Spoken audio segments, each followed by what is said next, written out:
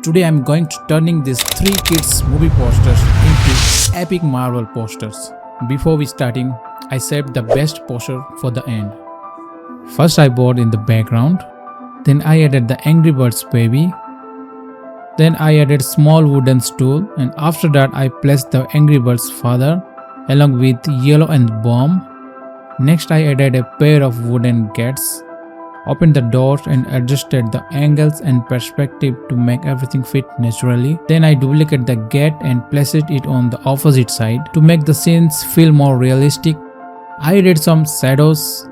I also painted a few highlights on the stool and created additional shadows underneath it is for extra depth. Next I cut out the bird's eyes and reshaped them to match Spider-Man's iconic eye designing. Then I carefully painted around the edges to refine the shape and make it blend naturally.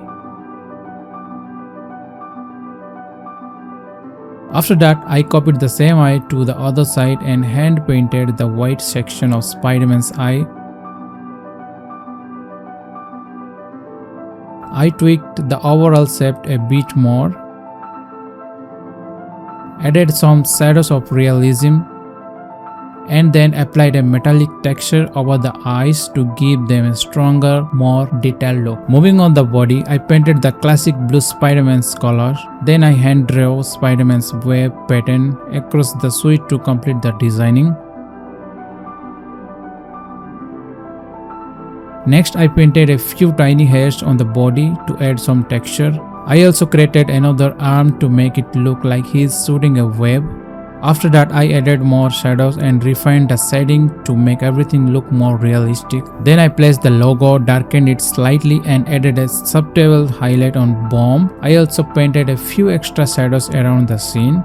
To improve the atmosphere, I added some fog and soft light coming from the top of the room. I darkened the baby slightly while enhancing the highlights to make it stand out. After that, I started adding some extra props, including a pencil, an eraser, a cutter and a pair of scissors. I changed the pencil colors to blue, then hand drew Spider-Man's web so it looked like he was grabbing all the objects. Next, I added another Spider-Man web, placed an Angry Birds logo on the eraser and hand painted Spider-Man's sweet details to bring everything together. Finally, I placed the artwork inside a frame, did the color grading, add a few metallic details for extra realism, and finished everything by placing the logo. After all of that is the final result.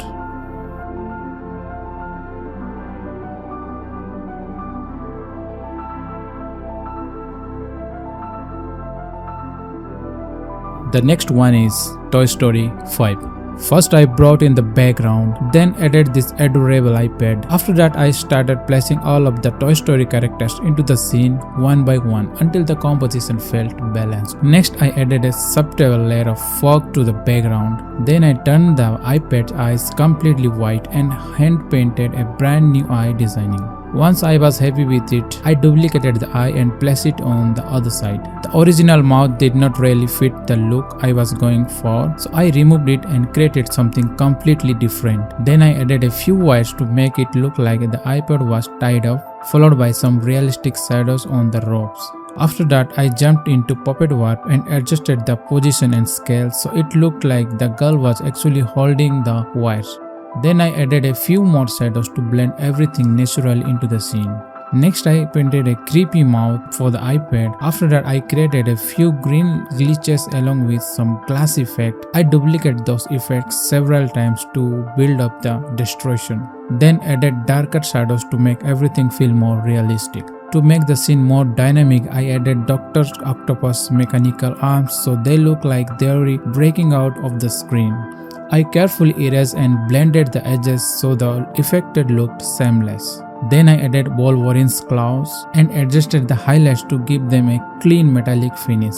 After placing all three claws, I duplicated part of the hand and recolored it using Iron Man's armor plate, changing the green section into gold. Finally, I painted in some realistic shadows to tie everything together. Next, I added a few war drones in the background to make the scene feel more intense. I also applied a soft glow behind everything to separate the character from the background. After that, I duplicated the claws into the other hand. Then I darkened the girl's outfit and modified the sleeves so they resembled Black Widow's costume. I added several broken glasses pieces flying across the scene. Next I placed the horse into the composition, duplicate it and added matching shadows to keep the lighting consistent.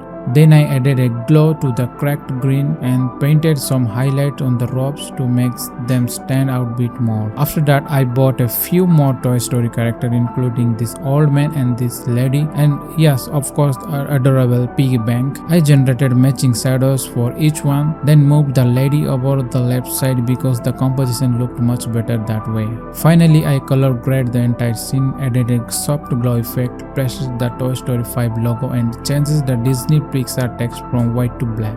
To finish everything off, I added Dr. Octopus one last time so it looked like he was staring directly through the screen. Then I painted a few final highlights and glow effects across the image to make every element pop. And with that, here is the final result.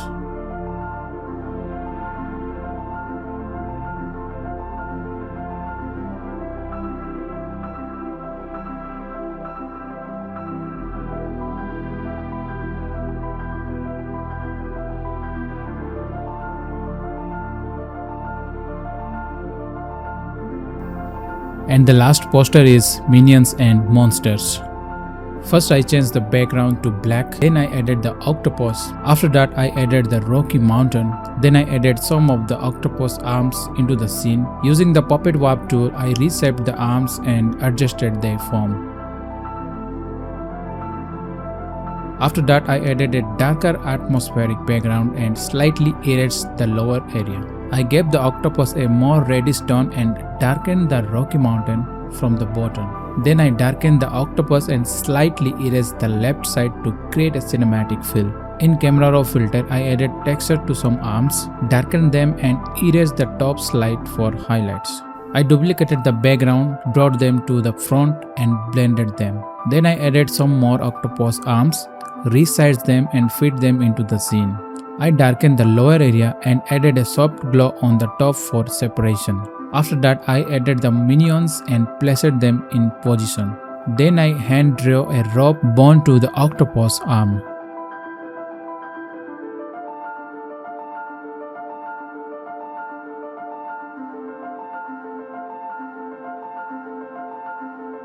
After that I added rope texture and adjusted it with the puppet warp tool. I erased the previous rope and refined the new one. I added subtle highlights on the minions to make them look more realistic. Then I added a soft glow for a better look and added their shadows. I added highlights to the octopus arms. Then I added more minions hanging in the scene and highlighted them from below. I added another minion looking up the giant octopus and highlighted him. This was a tricky part. I had to remove the extra eye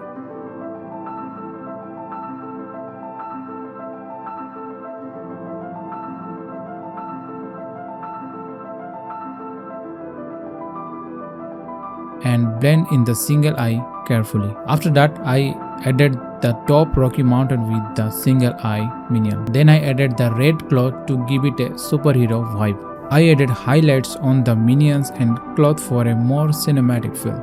Then I made the eye white and added a subtle blue glow to show its power. I added stubble highlights on the red cloth. Finally I added Thor's hammer and the lighting power. I added a background glow and extra light effects. I added more lighting effects and duplicated some parts to bring them to the front. I used another octopus that I liked more, added its arms to the front, darkened the colors and added a blur to depth. I re-smoked the scene, added dust effects and added more arms with top highlight. Finally I did the color grading, added the missing particles, glowing effects, and in the end I added the minions and monster logo. And here is our final poster.